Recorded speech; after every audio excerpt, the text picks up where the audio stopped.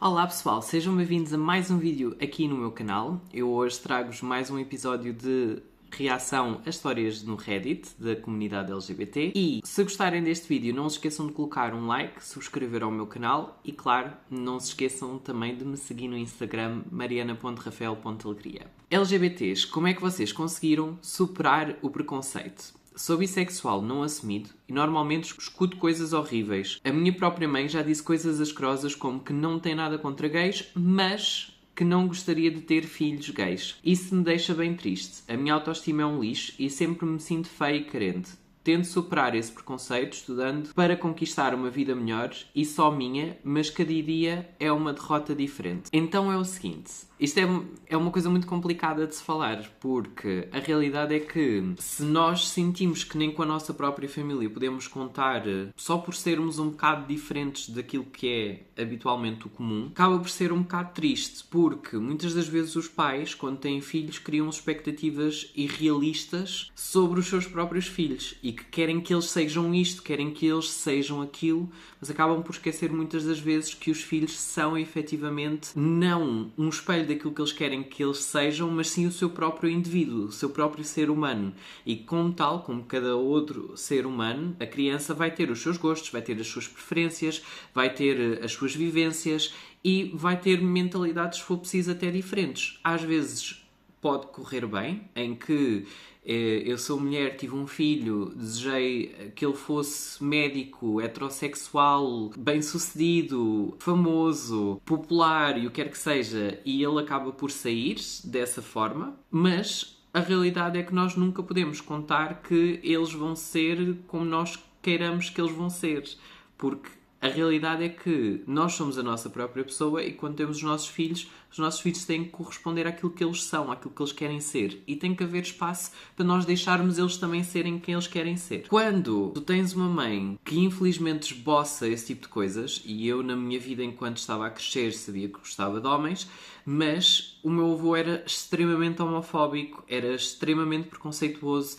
Cada vez que aparecia na televisão um casal homossexual ou qualquer coisa do género, ele era altamente vocal contra aquele casal e insultava e dizia expressões como aqueles paneleiros e coisas do género. E isso criou também um ressentimento muito grande para com o meu avô porque, por um lado, se eu quisesse falar abertamente sobre certos assuntos, eu saberia que não podia fazê-lo porque, lá está, o meu avô em si era uma extremamente homofóbica. Ao mesmo tempo, eu sei precisamente que, por exemplo, a minha avó sempre foi uma mulher com uma mente muito aberta. A minha mãe sempre nos disse que, independentemente do que é que nós queiramos ser, que ela estaria lá para nos apoiar e por aí fora, embora ela nunca especificou nada sobre a homossexualidade, sobre o que quer que seja, simplesmente sempre nos deixou à vontade para o que quer que fosse nós pudéssemos contar com ela e falar com ela. Infelizmente, ela nunca estava presente. Lá está, trabalhava manhã, tarde e noite, então era muito complicado ela estar presente connosco.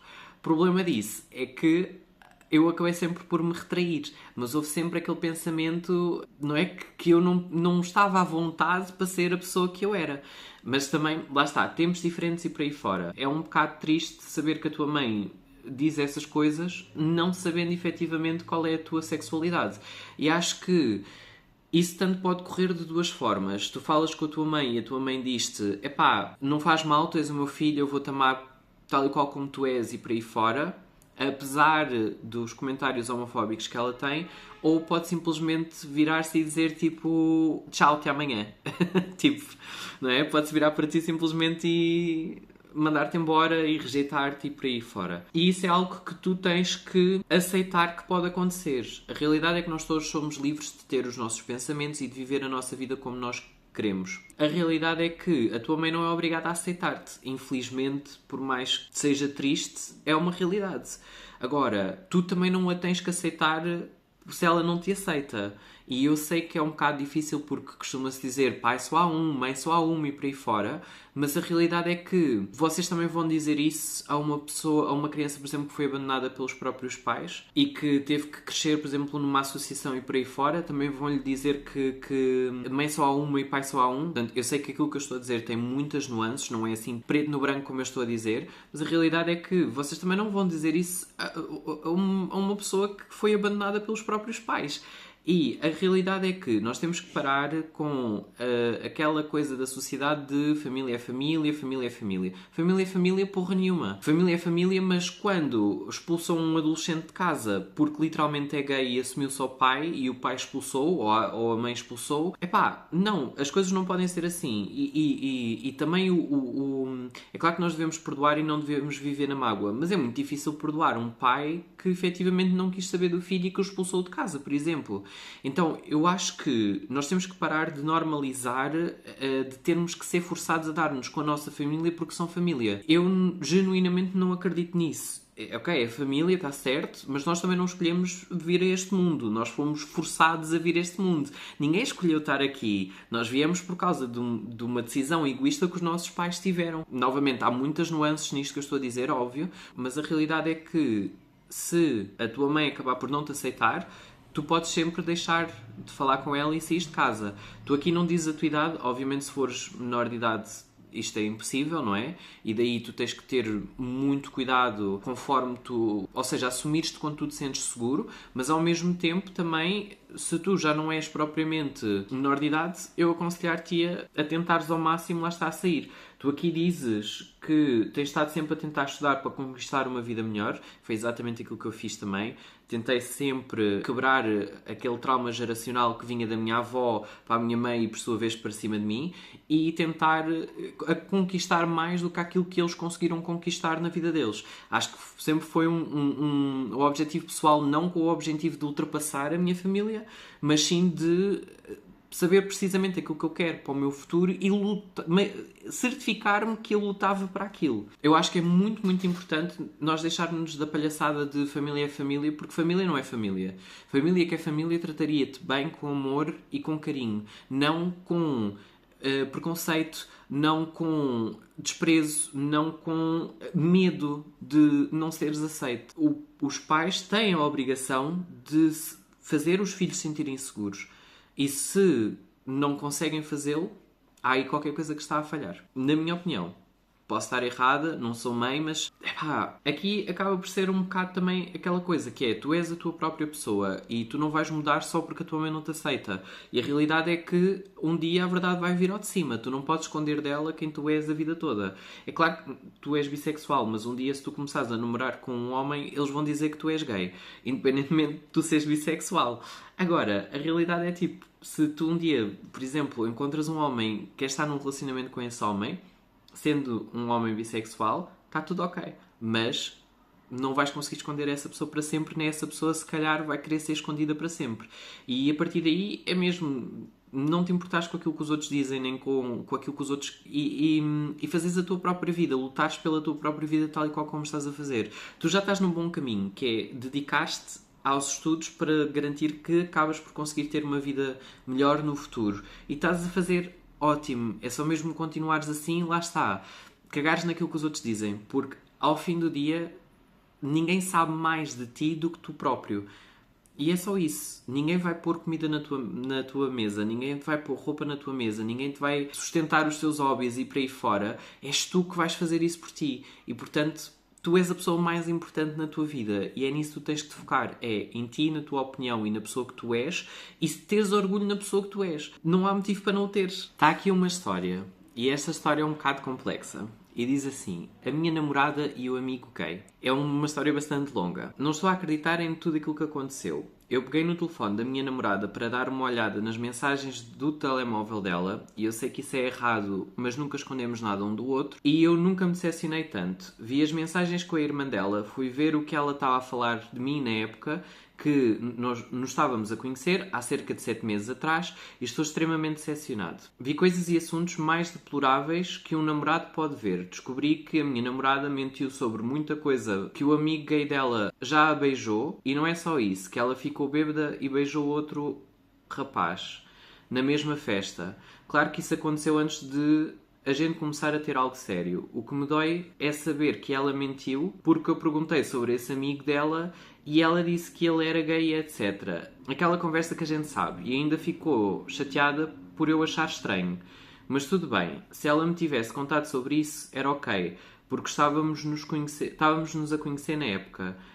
Mas piora muito o que eu vi além dela ter mentido sobre isso, descobri que fui a terceira opção dela, que ela estava a falar comigo e com outros 2 rapazes antes. Eu não vou entrar em mais detalhes porque não sei, porque senão vai ser um texto muito grande. E eu só queria desabafar. Eu sinto-me totalmente frustrado por ela ter quebrado a minha confiança com muitas mentiras e, sobretudo, desse amigo gay dela. E ainda mais por saber que ela não é quem eu imaginava que ela fosse. Eu estou muito triste mesmo porque eu sempre fui um bom namorado. Abri a porta do carro, dei-lhe aliança, buquê, vestido e muitas outras coisas. E sempre me pareceu recíproco, porque ela fazia muitas coisas por mim também.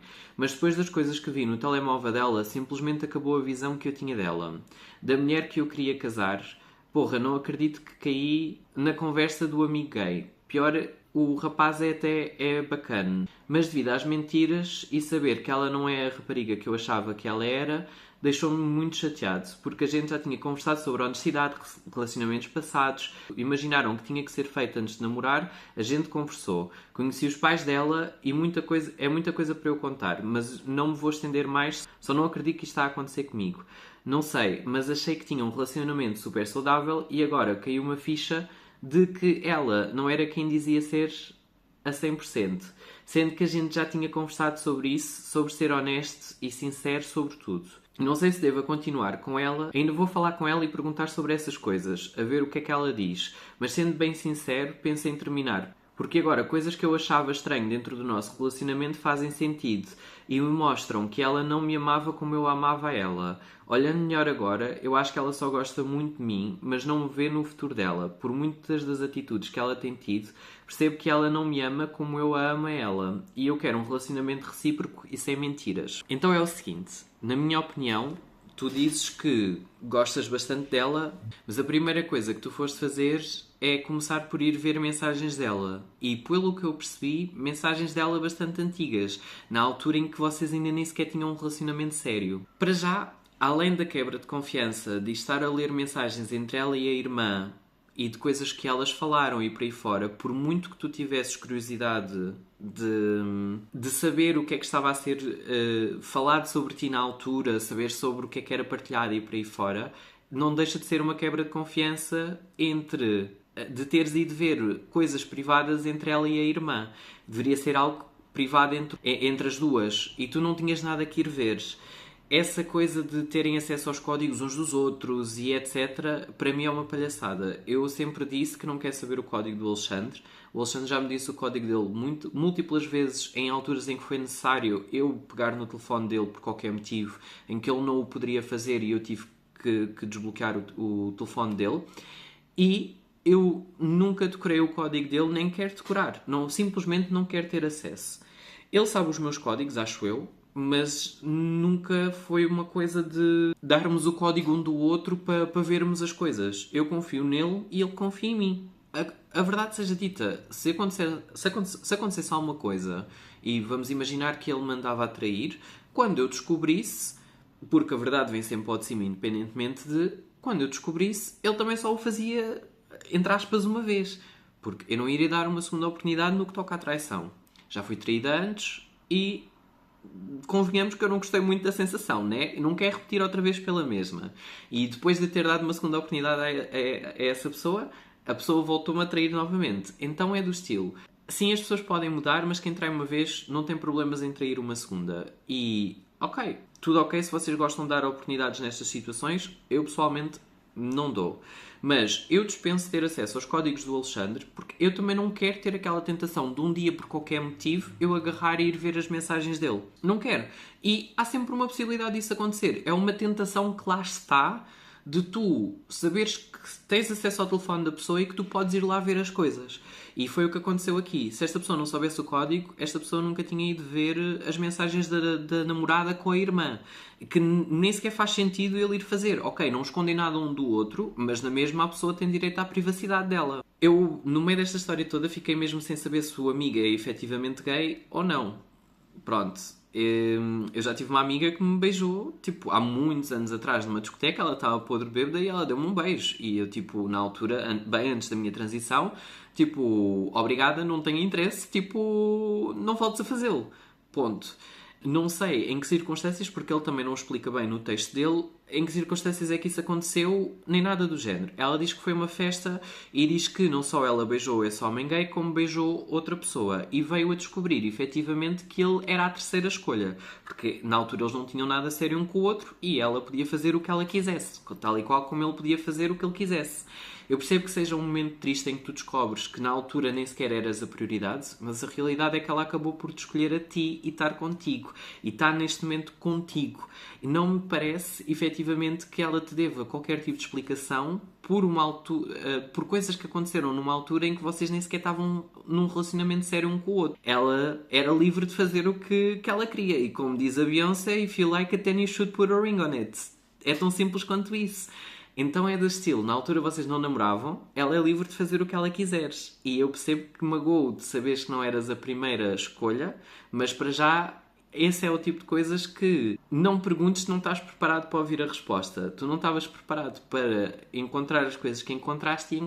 E agora tens que lidar com esse sentimento de que tu não eras a primeira escolha e isto era tão evitável e tão desnecessário, e se for preciso até vais acabar uma relação com uma rapariga que até gosta de ti e que quer o teu bem e se calhar até quer estar mesmo contigo no futuro, embora tu duvides neste momento disso, e é normal, porque acabaste por descobrir coisas que não estavas à espera e acabaste por aperceber-te de coisas que não pensavas ser possível. E isso feriu também o teu ego. Para todos os efeitos, saberes que és a terceira escolha de outros rapazes, inevitavelmente vai ferir o teu ego. Agora, o que eu acho é que sim, deves falar com ela, sim, deves abordar o tema, se é algo que te está a incomodar tanto. Eu acho que uma relação é fundada em base de comunicação. Portanto, fala com ela, tenta efetivamente ver o que é que o que é que ela te diz sobre isso, mas eu quero referenciar aqui uma coisa. O facto de vocês contarem tudo um ao outro e de terem de falar de relacionamentos e por aí fora, isso não implica que ela vá-te mencionar duas pessoas com quem ela curtiu na altura e que acabou por optar por sair contigo. Não interessa quais são os motivos, mas ela optou por ti, no final. E eu acho que é do estilo. Eu também nunca falei ao Alexandre de todas as pessoas com quem eu saí na vida, não é? Tipo, o Alexandre sabe das pessoas principais que fizeram parte do meu passado, as pessoas com quem eu namorei e que tive algum tipo de relacionamento, e mesmo assim, se for preciso, ele não sabe de todas as pessoas com quem eu tive algum relacionamento e por aí fora. É normal nós falarmos sobre relações passadas e tudo mais, claro que sim, mas isso não implica que ele tenha que saber todas as pessoas que eu andei a beijar. Se for preciso, já nem eu me lembro. Tipo, embora eu também nunca fui pessoa de andar a ter curtos de uma noite e por aí fora, mas já aconteceu e já tive. E é do estilo, não é algo que eu vou estar sempre proativamente a falar com o Alexandre, porque o Alexandre não tem que saber. São coisas do meu passado, são coisas que eu não tenho nada a esconder e se ele quisesse saber, eu voluntariava essa informação sem qualquer problema, mas também não vou estar sempre a meter o dedo na ferida de que olha, eu tive com aquela pessoa, eu tive com outra pessoa, tive com não sei quem, tive com não sei quem mais. Eu também não ia gostar de estar a ouvir ele falar que teve com outra pessoa, tipo, no passado.